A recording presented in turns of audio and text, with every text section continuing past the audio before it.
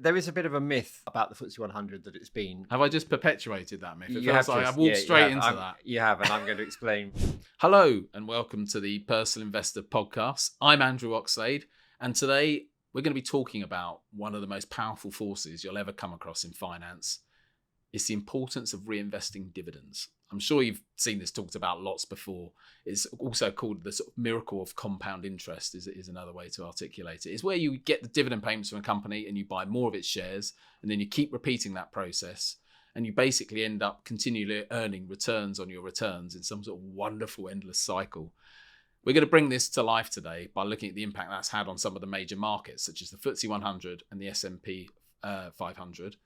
Tom Stevenson is joining me today. Hi, Tom. He's crunched some numbers. He's got some great data. So we'll start with that. And let's look at the FTSE 100 and the impact that's had. It's not been a great investment, has it? Well, yeah. I mean, there is a bit of a myth about the FTSE 100 that it's been... Have I just perpetuated that myth? It You feels have like to- I've walked yeah, straight you have. into that. You have, and I'm going to explain why it is a myth. So the FTSE 100, purely in capital terms, has been a pretty disappointing market over the last 25 years. So you and I are old enough to remember the dot-com bubble, and the FTSE 100 peaked literally on New Year's Eve in 1999 at just over 6,900. And then it fell as the dot-com bubble burst. It actually took another 15 years for the FTSE 100 to get back to its previous peak. And since then, it's underperformed the US market. So if you look over that whole period, 25 years, you'd say, yeah, the FTSE 100, and there are lots of reasons for this, but the FTSE 100 has been a pretty disappointing market.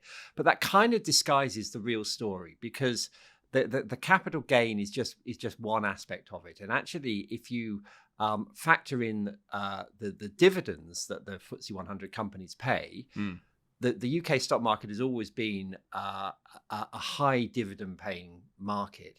And if you were talking in your intro about rolling up, earning interest on interest, if you roll up those dividends and then reinvest those dividends into the market, actually it looks a rather different story. And that 15 years that it took for the FTSE 100 to get back to its previous high, if you include the dividends, it actually got back to its previous high within 6 years. By 2006, it was already back at its previous high. And if you look at it now over that 25-year period, with dividends reinvested, the FTSE 100 is worth about 3 times what it was 25 years ago. So you're absolutely right. In capital terms, it's up about 25-30%. From a broadly 7,000 to just under 9,000 now. It hasn't gone up a huge amount. But with the income reinvested, it's actually trebled. So effectively, markets don't even need to move and you can still make money. That's true. Markets could go sideways. And if you roll up the income, you will make money. Yeah.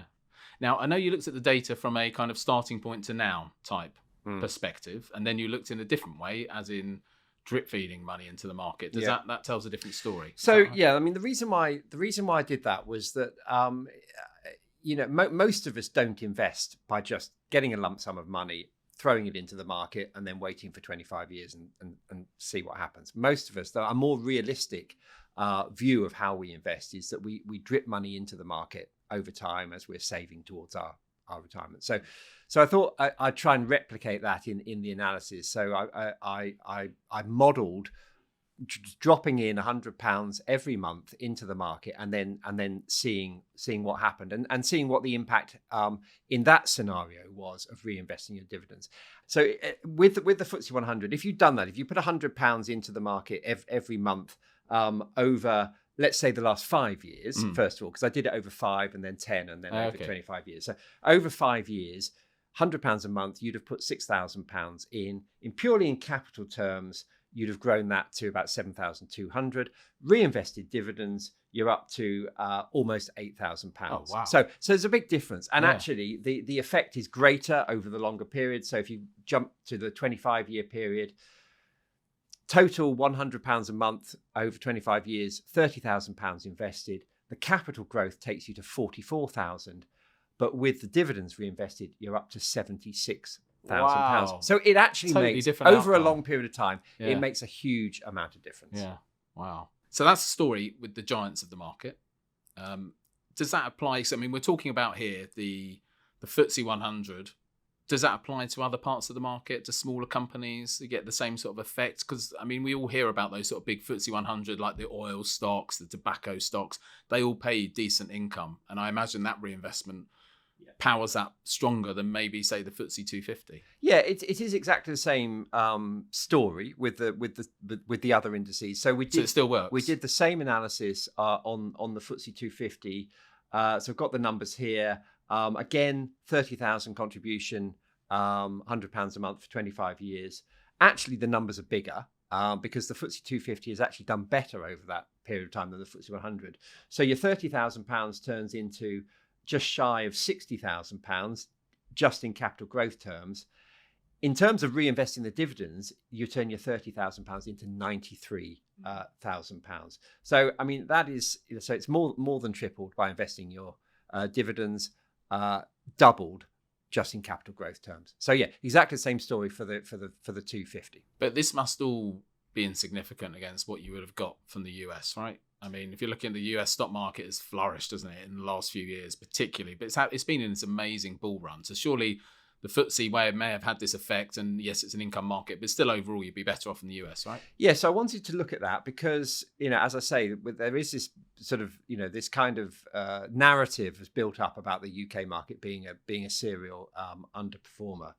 So did the same analysis with the S&P 500, and actually what it was a very surprising outcome, because actually, if you look at the FTSE, it's the S&P 500 has done much better than the FTSE 100. That's kind of what you would expect. What surprised me was that when you looked at the 250, it actually ends up with almost exactly the same return as the S&P 500, and the reason for that is that they got there by a very different route. So the FTSE 250 actually did pretty well in the early years of that 25-year period. So between the end of the dot-com bubble and the financial crisis, the FTSE 250 did reasonably well. Subsequent to the financial crisis, the S&P 500 has done better. So they went round in a different path. They ended up at exactly the same place. But the second thing that I'd learned from this comparison of the FTSE 250 and the S&P 500, which I wasn't expecting, was there was a huge difference in the returns from investing a lump sum at the beginning and just letting it grow for 25 years, and the second analysis that we did of dripping the money into the market. On that way of cutting it, the S&P 500 did massively better. And I thought about this. I thought, I don't understand that. If you put a lump sum in, you end up at the same place. But if you drip your money in, you end up with a very different outcome. And then the sort of penny dropped. I realized why it was the case. It was precisely what I've just said, that the FTSE 250 did well to start with. The S&P 500 did well latterly. And the difference is, of course, that to start with, you haven't got much money there. You're starting to drip money into the market. So the fact that the 250 did well, it's growing a small pot. Whereas the S&P 500 did very well in the latter years when you had already built up a bit of capital. So the jargon for this, it is counterintuitive, isn't it? Yeah. That's right. But if you think about it, there is a logic there. It's better to do well when you've already built up some capital. Now, of course, in reality, you don't have any control over this. No. But it was an interesting point, and the difference was very significant. So, as I said earlier on, you turned your £30,000 into £90,000 with the FTSE 250. The S&P 500 turns £30,000 into £190,000 over the same period. And the reason is what I've just said. It's because you're growing a bigger pot in, say, the last 10 years. Yeah. Now, we should, of course, say that this is all past performance and it's no guide to the future. And money's at risk when you're investing. So it's very important that people consider that. But the figures are just fascinating, aren't they? The way you can cut this data and see different ways that it comes out. I mean, the big debate, of course, at the moment is around the US market, which has been the real staple of portfolios for over a decade. It's done very well. And people have probably drifted into holding a lot in the US. What's your feelings at this point in terms of valuation of markets, which is absolutely crucial? Your entry point can dictate what return you might get over the long term. So what are you seeing in terms of the sort of pros and cons of US versus UK in terms of valuation, and any other things you're looking at, Tom? And also, is there anywhere else people should be thinking about? Well, you're right. It's a really big question at the moment, because what we're seeing at the moment is something of a rotation away from the US market. And there are a number of reasons for that. One of them you've alluded to there, which is the valuation of the market. So the US market, over that long period of outperformance, particularly over the last 10 years, the US market grew very strongly. It became quite highly valued, and now with all the things that are going on, and there are various reasons why people are more concerned about the outlook for the US market, and it's a very highly valued market. Investors are beginning to look for other places to park their money, and one of the places they're looking is closer to home. I mean, we've talked about the UK a lot here.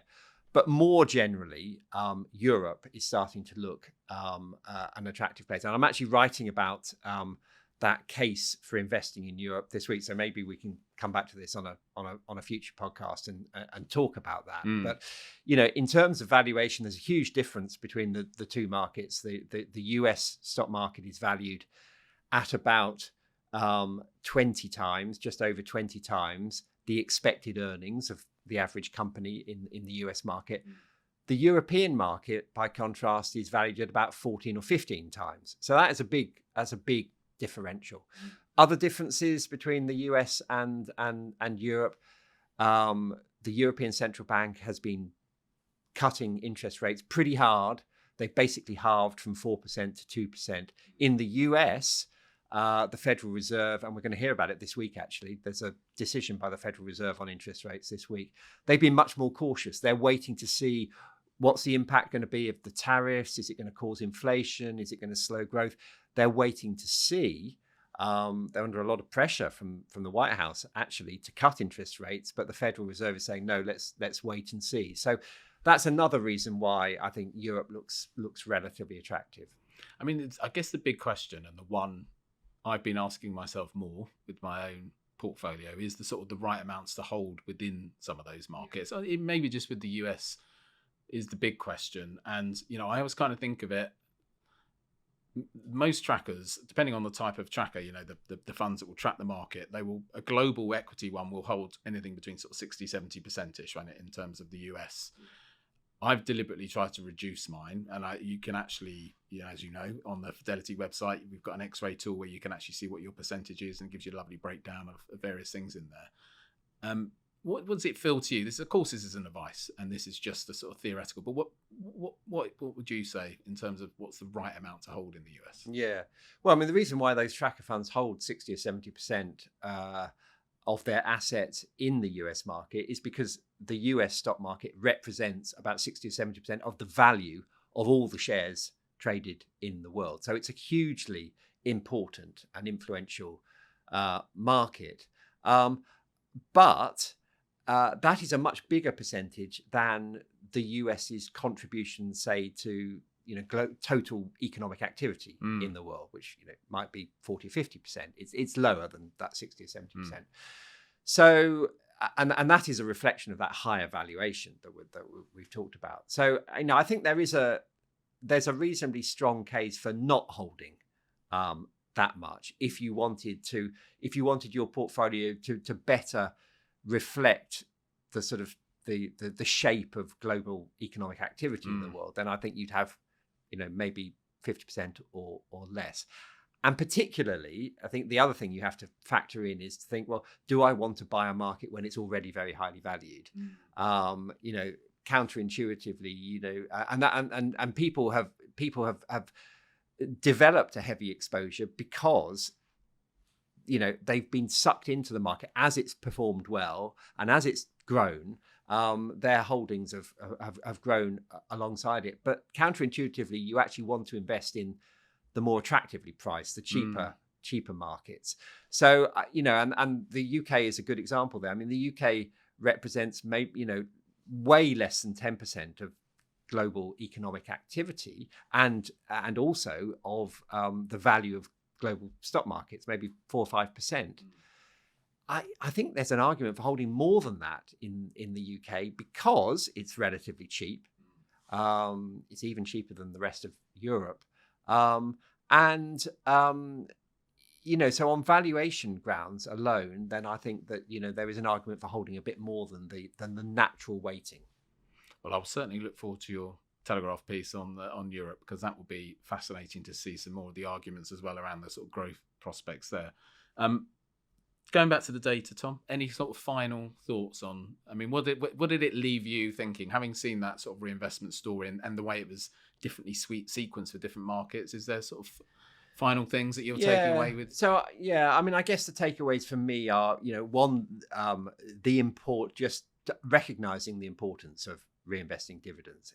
It makes a huge difference to your total return. So to the extent that you are able to avoid the temptation of taking the dividends out and spending them, if you're in that phase of saving for your retirement, particularly if you're younger and you've got many years to go, then really allow all of your money to work hard for you in the market, and that means leaving the dividends in there and letting them grow to take advantage of that compounding effect that you described. And I think that then the other lesson I take from this is the real importance of starting early, because time is your friend when it comes to investing. We looked at some of those figures that I described. At 5 years you see a bit of an advantage in reinvesting your dividends. At 25 years you see an enormous advantage in reinvesting your dividends. So start early and avoid the temptation of spending your dividends. If only I had a time machine, could go back and great, wouldn't it? How differently we might have done it. Tom, that's been very interesting, very useful. Thanks for joining me today. Thanks, Andrew.